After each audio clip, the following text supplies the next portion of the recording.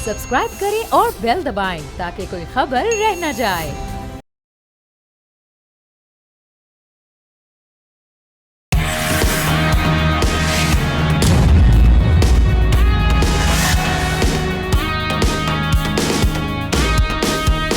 अस्सलाम वालेकुम नाज़रीन, न्यूज़ पंच के साथ मैं हूं महरूख शहरियार। शोर था स्मार्ट लॉकडाउन लगेगा, लेकिन शायद अब नहीं लग रहा है। सूबों ने स्मार्ट लॉकडाउन पर एतराज़ात उठाए हैं, जिसके बाद मुल्क भर में फौरी स्मार्ट लॉकडाउन के निफाज का फैसला टल चुका है। इस हवाले से ऐवान सदर में होने वाला अहम इजलास किसी हतमी नतीजे तक भी नहीं पहुँच सका है, क्योंकि सूबों का मौक़िफ़ है कि पाबंदियों का बोझ मईशत को मज़ीद कमज़ोर करेगा। जिसके बाद वफाकी हुकूमत ने मामला एक नई कमेटी के सुपुर्द कर दिया है, जहाँ पर अब ये फैसला लटकता हुआ नजर आ रहा है। उधर महंगाई का तूफान काबू करने की यकीन दहानियाँ भी की जा रही हैं और मुशीर ख़जाना की जानिब से ईंधन की वाफिर दस्तियाबी का दावा भी सामने आ गया है, लेकिन आलमी मंजरनामा ख़तरनाक इशारे दे रहा है। ईरान जंग का साया मईशतों पर मंडला रहा है। IMF ने भी खबरदार कर दिया है कि हालात मज़ीद बिगड़ सकते हैं। तो सवाल यह है कि क्या ताख़ीर के ये फैसले मुल्क को बचाएंगे या फिर बहरान को और भी गिरेंगे। इसी मामले पर बात करने के लिए हमारे सीनियर पैनलिस्ट एहतशामुल हक साहब हमारे साथ मौजूद हैं। इसके अलावा सीनियर इकोनॉमिस्ट हमारे साथ मौजूद हैं, हारून शरीफ साहब। दोनों को वेलकम करेंगे। एहतशाम साहब, सबसे पहले आपकी जानिब आना चाहूँगी। जिस तरह से हम गुज़िश्ता 2 रोज़ से बात कर रहे हैं स्मार्ट लॉकडाउन के हवाले से, अब बिल आखिर ये खबर आई है कि फिल वक्त स्मार्ट लॉकडाउन जो लगाने की तजवीज़ थी उसको किसी हद तक मुस्तरद कर दिया गया है। सबसे पहले तो इस फैसले को बताइएगा कि कैसे देख रहे हैं, क्या ये अच्छा फैसला है इकोनॉमी के लिए, क्योंकि स्मार्ट लॉकडाउन क्या आप समझते हैं कि इस पूरी सूरत हाल का कोई हल है? देखें, जिन्होंने भी ये टर्म कॉइन किया स्मार्ट लॉकडाउन, बज़ाहिर तो बड़ी अच्छी लगती है, लेकिन हमारी जैसी मईशतों के लिए बहुत सारे मसाइल पैदा हो जाते हैं। ठीक है, चारों सूबों ने भी इस पे जिस तरह इख्तिलाफ़ात उनके सामने आए हैं, लेकिन एक बात तो बड़े वाज़ेह तौर पे आई है, जिसमें आप कह रहे हैं कि हुकूमत कहती है कि जी जो हमने 254 अरब रुपये का रिलीफ पैकेज हमने पेश किया है, उसमें सूबे भी अपनी फंडिंग डालें, पैसा डालें उसमें। और ये नहीं हो सकता कि हुकूमत ही जनाब हर तरह का ब्रंट लेती रहे। अब ये इस तरह पिछले महीने आपने देखा, पिछले माह में जो प्लान किया गया था कि जी किस तरीके से हमने तेल की सप्लाई के बारे में क्या करना है और कीमतें अपनी किस तरह बढ़ानी है। पिछली दफ़ा तो प्राइम मिनिस्टर ने नहीं बढ़ने दी। अब वो ये चाहते हैं कि सूबे भी ताउन करें इस मामले में। लेकिन मेरा ख्याल है किसी हद तक तो मारूफ मेरा ख्याल है ठीक ही फैसला है। देखें ना, जिस तरह डिस्ट्रप्शन ग्लोबल सप्लाई चेन में आई हैं, तो हमारे लिए भी शायद मुश्किलात बहुत ज़्यादा होंगी। अब यही है कि जो किफ़ायत शारी लफ्ज़ हमने सुना हुआ है, जिसको बार बार हुकूमत कहती तो है, लेकिन जिस तरह उस पर अमल दरामद होना चाहिए वो होता नहीं है। अभी अच्छी बात है जो 60% सरकारी गाड़ियों पे पाबंदी लगाई गई है कि वो इस्तेमाल ही नहीं होगी। इस तरह से ऑस्टेरिटी मेजर्स और बेल्ट टाइटनिंग की जो बात सूबा मरकज़ करता है, सूबे भी वैसे ही करें। ठीक है, लॉकडाउन से मसाइल बहुत सारे पैदा होते हैं, और जिस तरीके से आपने देखना कि हमारी इक़्तिसादी मुश्किलात अब बढ़ रही हैं, और ख़ास तौर पे ये IMF की जिस तरीके से रिपोर्ट आई हो, तो ख़ास तौर पे कह रही है कि इलाकाई मईशतों के लिए बड़े मसाइल पैदा होंगे। तो उसमें सबसे अव्वल तो हम ही हैं, ईरान के हम बॉर्डर पे बैठे हुए हैं, तो हमारे लिए ज़्यादा मुश्किलात होंगी।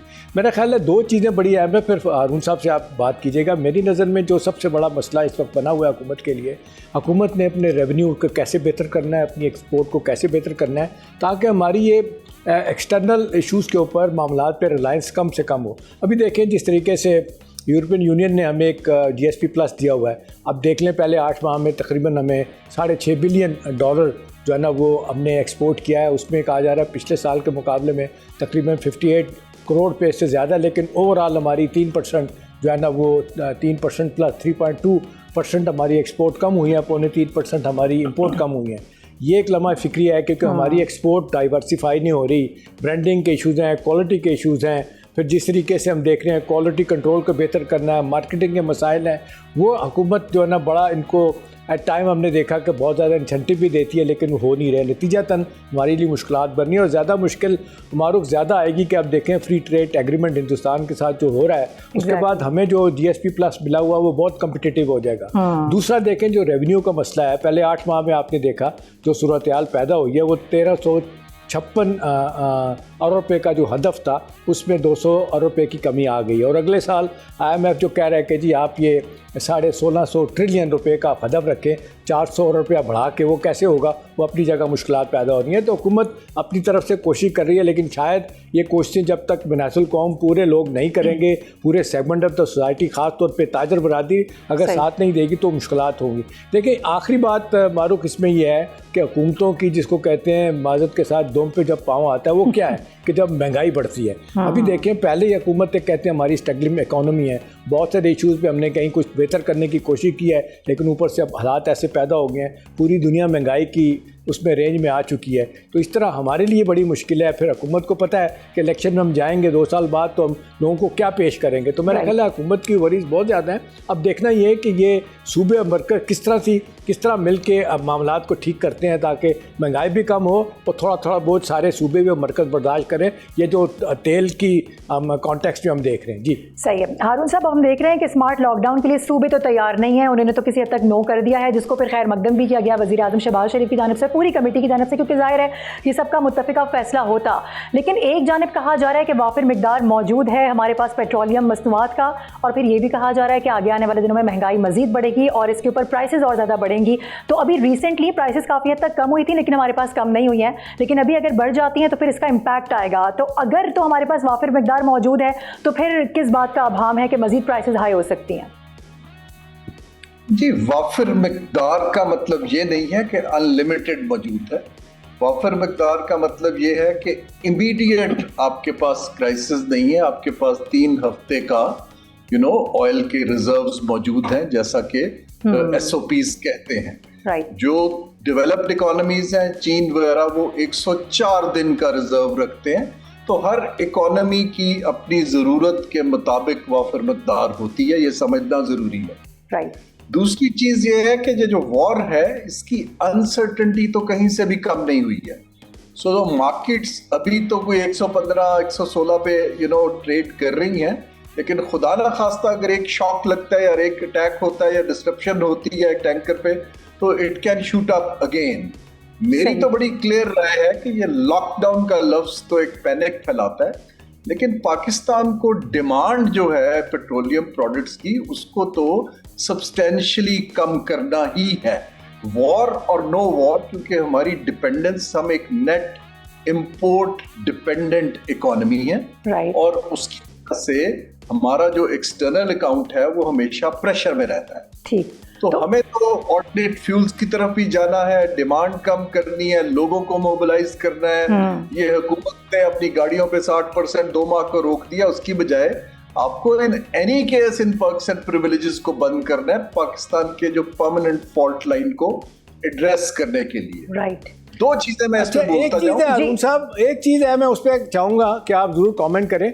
वो कहते हैं कि क्राइसिस में अरुण साहब अपॉर्चुनिटी भी निकलती है। देखें कुवैत का मामला एक बहुत बड़ी डेवलपमेंट हुई है। देखें वो कुवैत जिसने 13-14 साल तक हमारी मैन पावर पे पाबंदी लगाई हुई थी, 2 साल पहले उठ गई थी। अब जो लेटेस्ट खबरें आ रही हैं वो ये है कि हमने जो सप्लाई लाइन हमारी बेहतर हुई है कि कुवैत को हमारी एक्सपोर्ट जो है ना वो जिस तरीके से आ रहा है कि फल हैं, सब्जियां हैं, तेल है, तेल तो नहीं सॉरी अपना चावल है, घी है, इस तरह की चीज़ें, डेयरी प्रोडक्ट्स है, वहाँ जाना शुरू हो गई है। उसके बदले में उन्होंने कहा है कि जी हम आपको जेट फ्यूल भी देंगे और डीजल भी आपको रेगुलर बुनियादों पे देंगे और शायद इतलात हैं कि कम प्राइसेस पे देंगे। ये अपॉर्चुनिटी आप कैसे देख रहे हैं कुवैत के कॉन्टेक्स्ट में? जी शाम साहब, आपने बड़ा एक की नुक्ता हाईलाइट किया। देखिए, जब एक कॉन्फ्लिक्ट लेड क्राइसिस ये जो हुआ है उसमें 3-4 चीज़ें बड़ी खुल के आई। एक तो ये है कि अरब ममालिक ने देखा है कि खाली वेस्ट में पैसे इन्वेस्ट करने से उनके मामलात हल नहीं होते। जो कॉर्पोरेट सेक्टर वहाँ पर रीजनल हेडक्वार्टर्स बना के बैठा था उसने भी देखा है कि ये जो सेफ हेवंस थी they might not be the future option for them. ठीक है।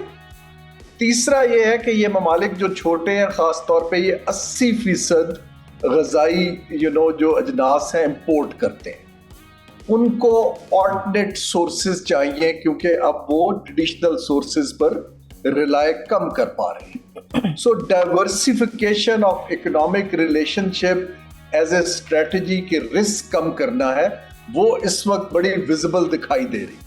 अब पाकिस्तान अपने आप को कैसे रीपोजिशन करता है, क्योंकि हमारे पास जो फूड सप्लाईज हैं उनके सरप्लसेस लिमिटेड हैं। हम तो दालें भी इंपोर्ट करते हैं। अब अगर हम एग्रीकल्चर सेक्टर को पेश करें और उसकी प्रोडक्शन बढ़ाएं इनसे मिलके, और अपनी भी ज़रूरियात बढ़ाएं और इनको भी करें, तो हमारे लिए एक फ्यूचर अपॉर्चुनिटी बनती है। दूसरा, उनके लिए नई मंडियां सेंट्रल एशिया की, वेस्ट एशिया की, वेस्टर्न चाइना की खोलने के लिए कुछ कंपनीज को इंसेंटिव दे के वो यहाँ रीलोकेट करें, बिकॉज अब जो जीसीसी के ये दुबई और कतर और कुवैत जो सेंट्रल थे, अब वो नहीं लगता कि रहेंगे।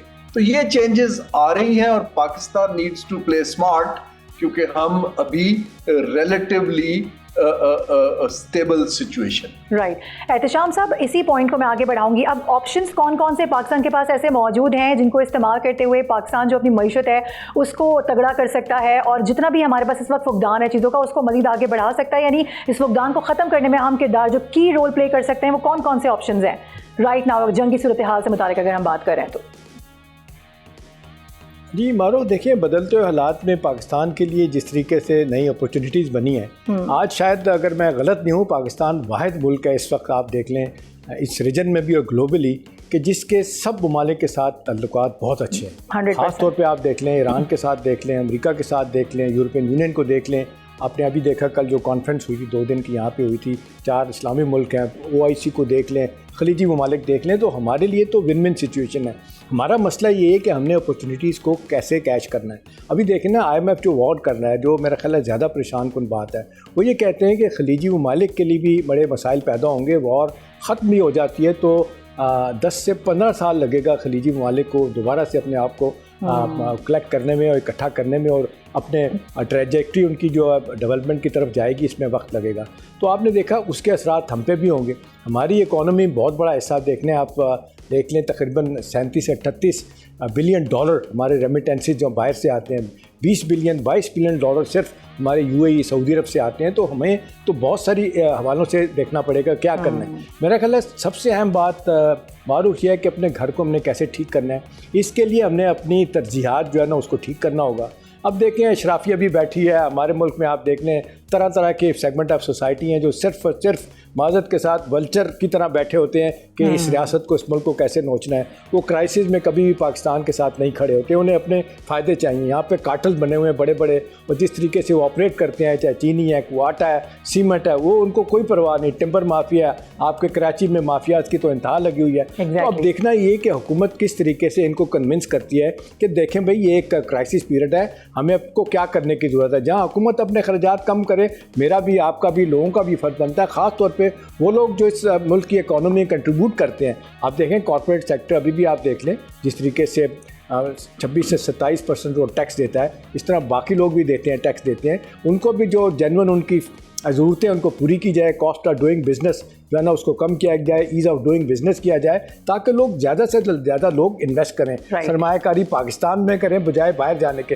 तो मेरा ख्याल है बहुत से हवालों से चीज़ें ठीक भी हैं, लेकिन माजत के साथ बहुत कुछ करना की ज़रूरत है। लॉन्ग वे टू गो, तब जाके हमारे मुश्किलात जो है ना बेहतर होंगी। बिल्कुल आप सही कह रहे हैं, और इस वक्त पाकिस्तान के पास अपॉर्चुनिटीज़ ही अपॉर्चुनिटीज़ एग्जैक्टली। और साथ ये भी हम देख रहे हैं कि जो जंग की सूरत हाल है उसमें पाकिस्तान ऐसा है मुल्क जो कि विन विन सिचुएशन पर है।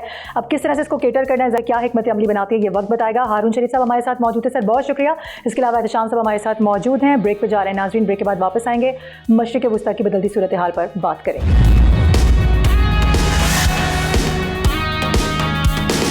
वेलकम बैक नाज़रीन। मशरिक़ वुस्ता में जंग की आग है जो कि बुझने का नाम ही नहीं ले रही है। हर लम्हा एक नई तबाही की खबर आ रही है। सोशल मीडिया पर अब ये खबरें गर्दिश कर रही हैं कि अमेरिका ईरान को सफ़े हस्ती से मिटाने की कोशिशों में है। कुछ माहिरीन तो यहाँ तक कह रहे हैं कि जल्द ही अमेरिका न्यूक स्ट्राइक यानी कि एटमी हमला करने का इरादा भी रखता है, क्योंकि ईरान ने हथियार डालने से साफ इनकार कर दिया है। ज़मीनी फ़ौज भेजने की खबरों पर पासदारान इनकलाब ने वाज़े किया है कि ट्रंप ये शौक भी पूरा करके देख लें। अमरीकी फ़ौज खलीज फारिस में मौजूद शार्क मछलियों की खुराक बन जाएंगे और ये खित्ता अमरीकी फ़ौजियों के लिए ज़िल्लत आमेज़ कैद खाना। पासदारान इनकलाब का ये भी दावा है कि तबाही अमरीका और इसराइल का मुकद्दर है और ये मुकद्दर ईरान लिखेगा। दूसरी जानिब ईरान ने अमरीकी अड्डों और Israeli command and control centres तबाह करने का दावा भी किया है, जबकि कुवैत ने यह इल्ज़ाम लगाया है कि दुबई की बंदरगाह पर लंगर अंदाज उसके एक बड़े खाम तेल के टैंकर को भी निशाना बनाया गया है। उधर इसराइली वज़ीर आज़म नेतन्याहू ईरान की असलहा सनत और जौहरी प्रोग्राम के खात्मे का दावा भी कर रहे हैं, जबकि अमरीकी मीडिया में ये भी शोर है कि अमरीकी सदर डोनाल्ड ट्रंप अपना हॉर्मुज़ खोले बगैर ही जंग ख़त्म कराना चाहते हैं। भी खुद को ज़मीनी जंग से अलग कर लिया है। अब सवाल ये पैदा होता है कि क्या ये जंग सिर्फ मिसाइलों तक महदूद रहेगी या फिर दुनिया एक बार फिर एटमी हमले की तबाही का नज़ारा देखेगी। बात करेंगे, हमें इस वक्त ज्वाइन कर चुके हैं फॉर्मर एम्बेसडर अली सरवर नकवी साहब, इसके अलावा एहतशाम साहब हमारे साथ ही मौजूद हैं। सर बहुत शुक्रिया, प्रोग्राम में वेलकम करेंगे। सरवर साहब, ये जो खबरें इस वक्त तवातुर से सामने आ रही हैं, कुछ जर्नल्स की रिपोर्ट भी है, इसके अलावा कुछ जो सीनियर तज्जियाकार हैं वो इस तरह की बातें करते दिखाई दे रहे हैं कि अब जो वाहिद रास्ता अमेरिका के पास रह गया है वो ये एटमी हथियार इस्तेमाल करने का एक वाहिद रास्ता है, क्योंकि अभी तक जितनी भी बातें की जा रही हैं उसमें ईरान तो हथियार डालने को तैयार नहीं हो रहा है। खुदा न खास्ता आने वाले दिनों में आपको लगता है कि इस तरह की कोई स्ट्राइक की जा सकती है या सिर्फ ये डराया या धमकाया जा रहा है? अल्लाह ना करे, क्योंकि एटमी असला अगर इस्तेमाल हुआ तो सचमुच बहुत बड़ी तबाही होगी, और ना सिर्फ उस इलाके में, उस एरिया में, बल्कि सारी दुनिया में, और ख़ास तौर पे आसपास के इलाके जैसे जहाँ पाकिस्तान भी वाक़ है।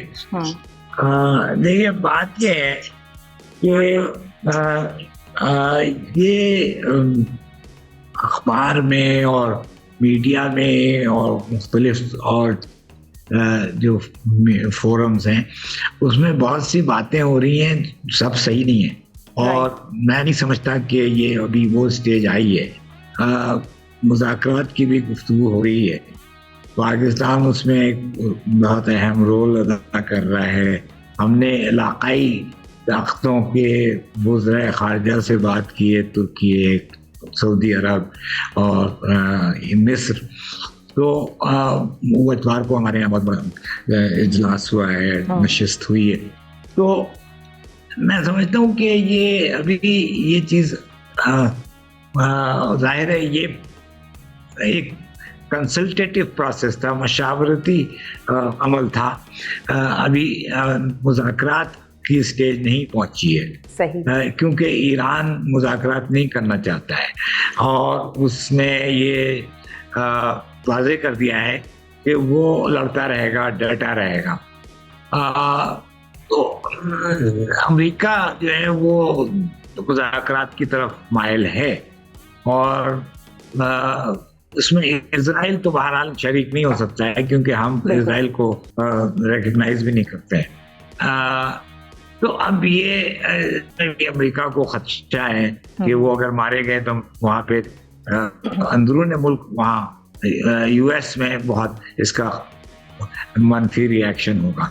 ठीक। मैं समझता हूँ ये लड़ाई तो उस वक्त तक चलती रहेगी जब तक मुज़ाकरात का सिलसिला शुरू नहीं होता है, और उस वक्त भी इजराइल गड़बड़ करता रहता है। हर मर्तबा इजराइल जब भी मुज़ाकरात हुए उसमें उसने फिर से हमले किए हैं, अटैक्स किए हैं। तो अभी ये तरह प्रीमेच्योर है, कबल वक्त है ये कहना कि क्या हो सकता है। अभी मैं नहीं समझता कि एटमी असला के इस्तेमाल का वक्त अभी तक आया है। सही, ठीक है sir, stay with us. Ehtesham साहब, ये जो स्ट्रेट ऑफ हॉर्मुज़ के हवाले से बार बार जिक्र हो रहा था, अब हम ये देख रहे हैं कि ट्रंप इससे भी बैकफुट होते हुए नजर आ रहे हैं। वो कह रहे हैं कि इस पर जो भी मामला है वो बाद में देखेंगे, फिलहाल जंग रुकवाने का प्लान बनाया जाए, और उसमें सालिसी का किरदार अदा करे सबसे बड़ा पाकिस्तान, वो भी हम सबके सामने है। दूसरी जानब हम ये भी देख रहे हैं कि बरतानिया ने बड़ा इंपॉर्टेंट स्टेटमेंट दिया है।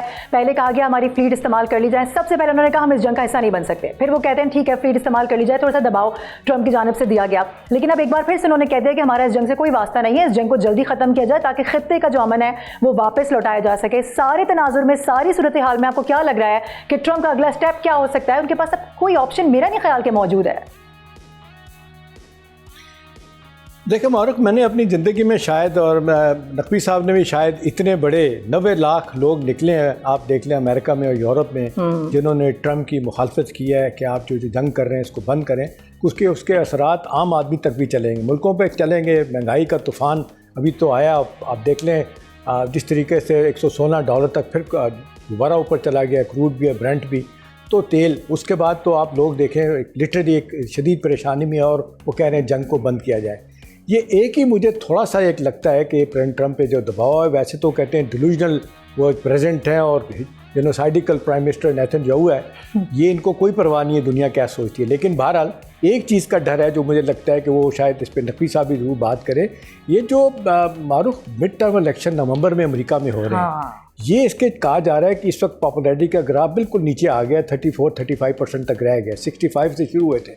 वो कहते हैं इलेक्शन अगर हार जाते हैं तो फिर ये इन पर डेफिनेटली इम्पीचमेंट इनकी होगी, इम्पीचमेंट होगी। और बहुत से लोगों का ख्याल है कि ये जो वो लोग जिनसे ये बदले लेते रहे हैं जेलों में भेज के वो इनको जेल भेजेंगे, ये एफर्ट करने की एक यही डर उनको है कि इसको देखते हुए शायद वो चाह रहे हैं कि जंग बंदी की तरफ जाया जाए। अब देखें जो पॉजिटिव पहलू हैं हम उसको ले लेते हैं। देखें जो अब जिस तरीके से नकवी साहब ने बताया कि 4 मुल्क के वज़राए ख़ारजा बैठे थे यहाँ पे, तो एक अच्छी बात है कि ग्राउंड वर्क ले डाउन कर दिया गया, हो गया है। और पाकिस्तान जो चाह रहा था कि जी एक डायलॉग का, एक स्ट्रक्चर टॉक्स का जिसको कहते हैं फ्रेमवर्क बन जाए, वो बड़ी हद तक बन गया है। अब जिस तरीके से आप देख लें पाकिस्तान ने अपना ग्लोबली ये बड़ा एनहांस स्टेचर उसका हुआ है, तो आज अमेरिकन भी और ईरान भी जो है ना, वो मैं आपको बता सकता हूँ जहाँ पे हमारे सफारती ज़राए बता रहे हैं कि पूरा का पूरा उन पर यकीन है कि वो अपना जो काम कर रहे हैं वो कहते हैं जी हम आपके साथ खड़े हैं, आप जो कहेंगे उस पर अमल करेंगे। लेकिन अब खलीजी ममालिक का भी पाकिस्तान को बड़ा भरपूर एतमाद हासिल है। अब सबसे जो बड़ा मसला पैदा हो गया ना मारूफ, वो ये है कि अब जो ईरान चाह रहा है, अभी मेरी इत्तलात यही है कि अब जिस तरीके से वो 15 पॉइंट तो वो भूल गए अमरीकी भी, और ये जो 5 पॉइंट इस वक्त हम देख रहे हैं ईरान के भी, ये दोनों अपनी जिसको कहते हैं वो बढ़ाने के लिए वो ये सारे पॉइंट्स दिए जाते हैं। टॉक्स में जब अपनी वैल्यू वर्थ बढ़ानी होती है तो यही कर रहे होते हैं। अब उसमें ये सबसे बड़ा मसला जो आ गया, अब देखें हमारे इसहाक डार साहब बावजूद बेचारे अगले दिन उन चोट भी लगी थी, बाजू फ्रैक्चर है, फिर भी वो चाइना गए, वो उन्होंने बड़ा ज़बरदस्त काम किया है। ठीक है, आज उनके सख्त क्रिटिक्स भी कह रहे हैं कि जितने तरीके से इसहाक डार साहब ने ऑपरेट किया है पिछले 1-1.5 माह में, वैसे तो जब से फॉरेन मिनिस्टर बने हैं हम देख रहे हैं कि बड़ा वाइजली प्ले कर रहे हैं वो इस रोल को। जी हाँ, एग्जैक्टली। अब इसमें 2 चीज़ें बड़ी अहम है जिसमें मैं आपको खबर भी दे सकता हूँ। देखिए अब इस मुलाकात के बाद जो है ना, अब आपने देखा कल क्या हुआ था। अब जो इत्तलात हैं कि वो हमारे आसिफ ज़रदारी साहब हमारे सदर हैं, वो कल डिप्लोमेटिक एनक्लेव गए और वहाँ जाके उन्होंने अपना चाइना एम्बेसी में गए, और इत्तलात यही हैं कि उन्होंने वहाँ पे जाके प्रेसिडेंट शी से बात की, टेलीफोन पे बात की। ये कुछ इत्तलात आ रही हैं, कंफर्म करने की कोशिश कर रहे हैं हम लोग कि क्या बातें हुई। तो ज़ाहिर है इतनी जल्दी नहीं पता चलेगा, लेकिन अभी देखें जो इस वक्त चाइना का बहुत बड़ा स्ट्रॉन्ग इंटरेस्ट है ना, वही है कि ये जंग बंद हो जाए। देखें इस वक्त दुनिया की मारूफ 28% चीज़ें सुई से लेके जहाज़ और गाड़ियाँ जो है ना वो इस वक्त चाइना बना रहा है, और 73% उसका इन्हिसार जो है ना वो तेल के ऊपर है। और वो फिर तेल अगर उनको नहीं मिलता और जिस तरह रुकावट पैदा होगी तो उनकी मईशत को बड़ा धचका लग रहा है। फिर वो ईरान के ज़रिए एक और यूरोप तक जाना चाहते हैं, एक तो इधर से पाकिस्तान के ज़रिए और सेंट्रल एशिया के ज़रिए जाना चाहते हैं यूरोप और अफ्रीका। वो उनको $3 ट्रिलियन का जो उनका बेल्ट एंड रोड प्रोजेक्ट है उसके तहत 65 ममालिक में जो जाना है उन्होंने, एक उनको लग रहा है कि ये उनके अहदाफ पे जो है ना फ़र्क पड़ रहा है। अब इसमें जो है ना जो खबर है वो ये है कि इस वक्त ईरान चाह रहा है मारूफ के हमें कोई स्ट्रॉन्ग गारंटर दिया जाए। और स्ट्रॉन्ग गारंटर इस वक्त जो है ना वो चाइना ही बन सकता है। अभी देखें, अभी इस मेरे ख्याल चंद दिनों के बाद मेरे ख्याल 5 या 6 तारीख को प्रेसिडेंट ट्रंप ने जाना भी है चाइना। अब ये अगर वो गारंटी लेने में कामयाब हो जाते हैं प्रेसिडेंट ट्रंप से कि भाई आप जो मायदा करने जा रहे हैं, सबसे बड़ी बात तो वो ये कह रहा है ईरान के लिए अब उन पर दोबारा हमला नहीं होना चाहिए। अगर हुआ तो मामलात और ख़राबी की तरफ जाएंगे। दूसरा देखें, आज न्यूयॉर्क टाइम की बड़ी ज़बरदस्त स्टोरी है मारूफ, उन्होंने कहा कि इतना मैचिंग जवाब दिया ईरान ने, हर स्ट्राइक का जवाब मैचिंग दिया है, हर थ्रेट का जवाब मैचिंग दिया है। और वो कहते हैं स्टेट ऑफ हॉर्मज़ एक दफ़ा बंद हुई है तो फिर भी बंद हो सकती है। तो आज ईरान का बहुत ज़्यादा वेट महसूस किया जा रहा है। हम सब लोग कहते थे कि शायद ईरान जो इतनी बातें कर रहा है कामयाब नहीं होगा। वो देखें 10 दिन की जंग करते करते आप 1 महीने से ऊपर हो गया, वो खड़ा है, इतनी तबाही भी फेरी है, लेकिन इसके बावजूद उनके जो असले के ज़खायर हैं, उनके ड्रोन्स हैं, हाइपरसोनिक मिसाइल हैं और उसके बेशुमार चीज़ें हैं, वो ज़बरदस्त तरीके से जो है ना वो ऑपरेट कर रहा है। और अब दुनिया भी रियलाइज़ कर रही है, अब थोड़ी थोड़ी खबरें आना शुरू हो गई हैं। वो जो रोका हुआ था इजराइल की तबाही को अब पता चल रहा है। इंडियन मीडिया तो कहता है कि हर 10 में से 8 जो उनके ड्रोन है, मिसाइल हैं, हिट हो रहे हैं वहाँ पे। मेरा अपना ख्याल है, आखिरी बात है इस हवाले से, कि जो पाकिस्तान एफर्ट कर रहा है इसका नतीजा होपफुली अच्छा इंशाल्लाह निकल आएगा, क्योंकि सारी दुनिया एक सब परेशान है कि ये अगर जंग खुदा ना खास्ता 1 महीना या फर्ज करें पहले 1 हफ्ता और आगे जाएगी तो प्राइसेस कहाँ से कहाँ चली जाएंगी। ग्लोबल सप्लाई चेन डिस्टर्ब हुआ है, डिसरप्शन इतनी ज़्यादा आ चुकी है कि लोग बहुत सब परेशान हैं। दुनिया की इकोनॉमीज़ IMF भी कह रहा है कि बड़ी तेज़ी से नीचे आ रही है। तो मेरा ख्याल है लम्हा फ़िक्रिया पाकिस्तान की तरफ लोग देख रहे हैं, और मेरा ख्याल है सबसे ज़्यादा तकलीफ़ आप इंडिया को हो रही है कि पाकिस्तान का स्टेचर इतना ज़्यादा मारूफ क्यों हो गया है कि सारे लोग पाकिस्तान से ही बात कर रहे हैं। बिल्कुल ऐसे ही है। ठीक है, नकवी साहब शॉर्टली कमेंट कर दीजिएगा, इस वक्त जो ईरान का स्टेटस है उसको आप किस तरह से देख रहे हैं? आज से पहले ईरान इतना ज़्यादा स्ट्रॉन्ग दुनिया को कभी नज़र नहीं आया जितना वो आज स्ट्रॉन्ग नज़र आ रहा है। ईरान के लिए जी हाँ बिल्कुल सही है। वो वजह यह है कि ईरान के लिए ये एग्जिस्टेंशियल थ्रेट है, यानी ये एक ऐसा खतरा है कि ईरान की सालमियत की उसका वजूद भी खतरे में पड़ सकता है। तो ईरान दिया गया है, वो वहां से जाहिर है कि वो हाथ पांव मार रहा है, कोशिश कर रहा है, मिसाइल चला रहा है, और उसने एक काम बहुत जबरदस्त किया है जो कि मैं समझता हूँ कि आज तक नहीं हुआ था। वो इजराइल के मुल्क अंदरून मुल्क ऐसी दहशत फैलाई हुई है, क्योंकि आज तक किसी ने उनको इस तरह अटैक नहीं किया था। उनकी बिल्डिंग्स तबाह हो रही हैं, उनके लोग मारे जा रहे हैं, उनकी फैसिलिटीज तबाह, उनके सिनेगॉग्स जो उनके इबादत की जगह है वो तबाह हो रही है।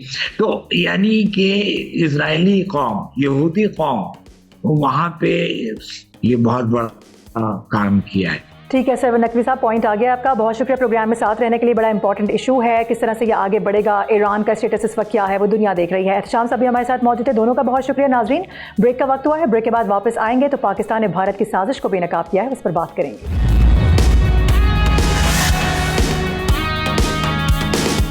Welcome back. नाजरीन, भारत सुधरने का नाम नहीं ले रहा है। पाकिस्तान ने साजिशों के अंधेरे में भारत का एक और पर्दा चाक कर दिया है। भारत की फॉल्स फ्लैग ऑपरेशन की कहानी एक मरतबा फिर से बेनकाब हुई है। माजी में मार्का हक से थोड़ा पहले पहलगाम का ड्रामा रचाया गया, लेकिन इस बार मामला बिल्कुल मुख्तलिफ है, क्योंकि पाकिस्तान ने दुश्मन की खुफिया चाल को वक्त से पहले ही डिकोड कर लिया है। सिक्योरिटी ज़राए के मुताबिक भारतीय कम्युनिकेशन पकड़ी गई है, जिसमें खतरनाक मंसूबा ये था कि जेलों में कैद पाकिस्तानी और कश्मीरी कैदियों को इस्तेमाल करके मकबूजा कश्मीर के सरहदी इलाकों में फॉल्स फ्लैग ऑपरेशन के लिए इस्तेमाल किया जाए। इसके बाद रिवायती हथकंडा यानी इल्ज़ाम तराशी पाकिस्तान पर डालकर दुनिया को गुमराह करने की कोशिश की जाए।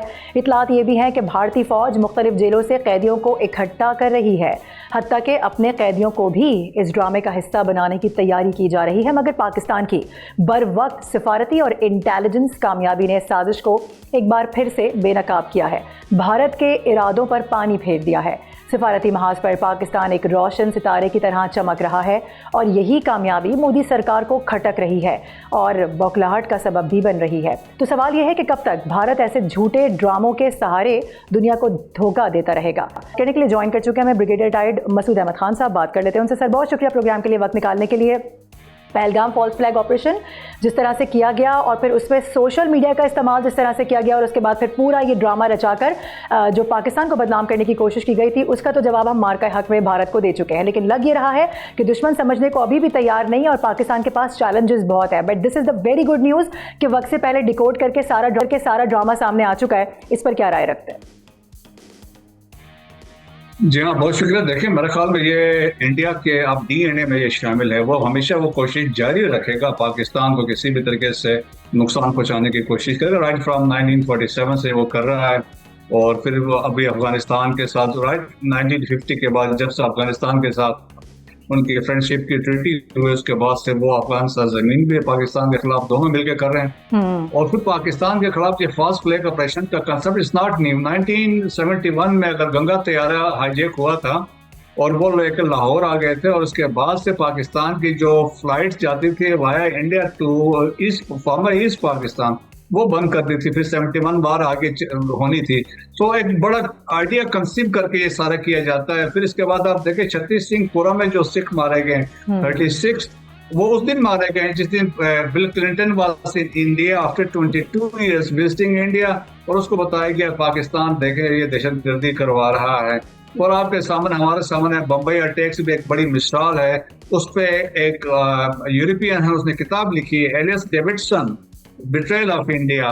उन्होंने ये साबित किया कि ये जो वाकया हुआ है बम्बई अटैक्स होने का, ये सारा इनर जॉब है। और सारा उन्होंने सब, और इतने सवाल 905 सफ़े की किताब है, he raised hundreds of question, किसी ने जवाब आज तक नहीं दिया। तो मेरा ख्याल में कि ये इनकी इन्वॉल्वमेंट है। रिसेंटली आप देख रहे हैं पुलवामा हुआ, पहलगाम हुआ, और पुलवामा के ऊपर भी देखे उनके फॉर्मर गवर्नर थे सत्यपाल मलिक ऑन रिकॉर्ड, उन्होंने कहा भाई ये तो सारा अंदर से हुआ था, मैंने तो पहले से कहा था। तो basically it was done by design, क्योंकि आगे इलेक्शंस होने थे। और पहलगाम में भी यही था, बिहार के इलेक्शन करीब थे तो फिर ये ड्रामा रचाया गया। लेकिन अब ये बताइएगा मसूद साहब कि ये आखिर कब तक इस तरह से मामला चलता रहेगा? और वैसे भी बड़ी सारी रिपोर्ट्स हैं, इंटेलिजेंस बेस्ड रिपोर्ट भी ये क्लेम करती हैं कि आगे आने वाले वक्तों में भारत इस तरह का कोई भी जो ड्रामा है वो दोबारा कर सकता है और इसका इल्ज़ाम पाकिस्तान पर लगाकर एक नई जंग का आगाज़ कर सकता है। दुश्मन है, दुश्मन को कभी अंडर एस्टिमेट नहीं करना चाहिए, दैट इज वन थिंग। और सेकंड, जो उनकी ह्यूमिलिएशन हुई है लास्ट ईयर हुई है माँ के हक और बुनियाद महसूस में, इंटरनेशनली हुई, मिलिट्रीली, पॉलिटिकली, डिप्लोमेटिकली सब कुछ हुआ है। और फिर इस साल जो अभी जो पाकिस्तान का इमेज है, पाकिस्तान एक इमर्ज हुआ है एज ए मीडिएटर है, और एक पाकिस्तान की हिस्से है ईस्ट और वेस्ट के पावर सेंटर्स में। पाकिस्तान की देखें कि हमारी जो एक अंडरस्टैंडिंग है, जो ट्रस्ट है ईरान के साथ भी है, हमारे ताल्लुकात अमेरिका के साथ भी हैं, GCC कंट्रीज के साथ भी हैं। So we are acting as a bridge piece के लिए। सो पाकिस्तान की इतनी इंपॉर्टेंस हुई है, तो पाकिस्तान एक जियो स्ट्रेटेजिक प्लेयर के तौर पर, आपने इंडिया में सुना कि वहां पर बड़ी ले दे हो रही है। मोदी साहब के तो पीछे सारे मीडिया भी पड़ा हुआ है, अपोजिशन भी पड़ी हुई है। सो इन हालात में you can not rule out a possibility to divert the attention of local people जो इंडियंस हैं, क्योंकि वहां पे सब सवाल उठा रहे हैं भाई हमें तो बड़ा डिसग्रेस करवाए मोदी साहब ने, लेट डाउन करवाए। एक दिन पहले हमले से पहले वो इजराइल में थे, वो केनेसेट में तकरीर कर रहे थे।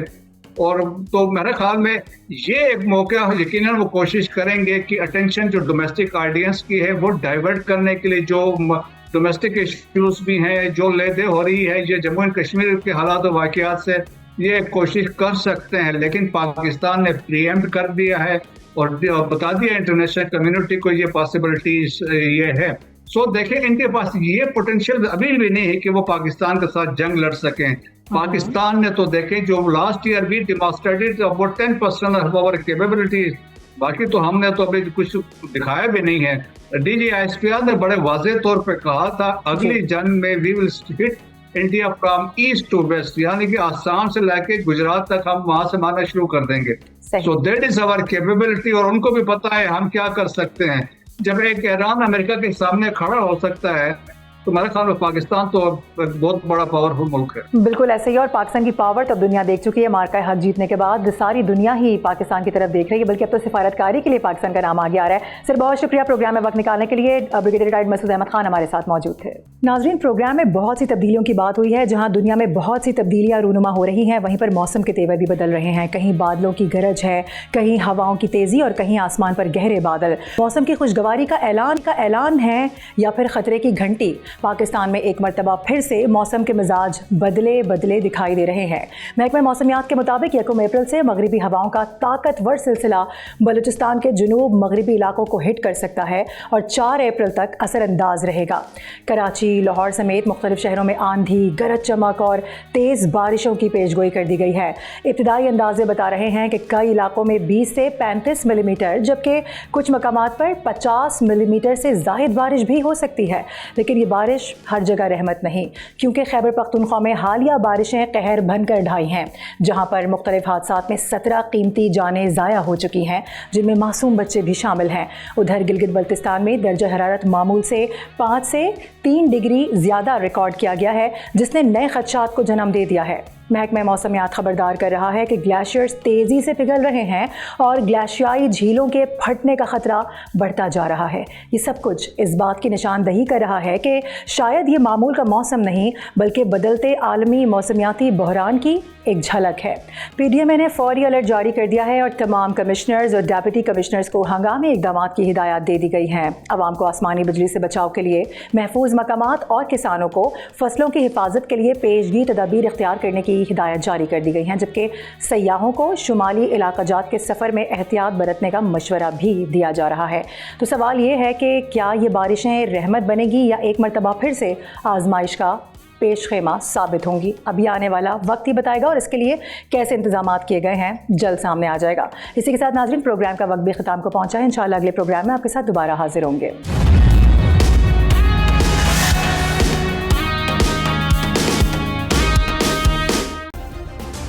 सब्सक्राइब करें और बेल दबाएं ताकि कोई खबर रह न जाए।